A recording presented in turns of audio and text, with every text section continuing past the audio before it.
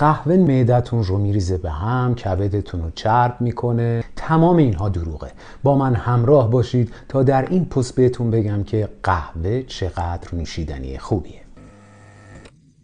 سلام، من فراز هستم. ما ایرانی ها در ابتدا قهوه مصرف میکردیم و تا 120 سال پیش که انگلیس به زور چای رو به خورد ما نده، ما اصلا چای نمیدونستیم چیه و نام قهوه خانه از اونجا اومده که الان در قهوه خانه های سنتی ما هر چیزی پیدا میشه الا قهوه. قهوه به هیچ عنوان موجب ایجاد زخم معده نمیشه. قهوه به خاطر اینکه آنزیم کبد رو تنظیم میکنه، از التهاب کبد و فیبروز کبد جلوگیری میکنه. به خاطر دفع سلولهای سرطانی کبد، قهوه موجب این میشه که شما سرطان کبد نگیرید و یکی از راههای درمانش هست. سرطان کبد یکی از شایع‌ترین سرطانهای جهان هست.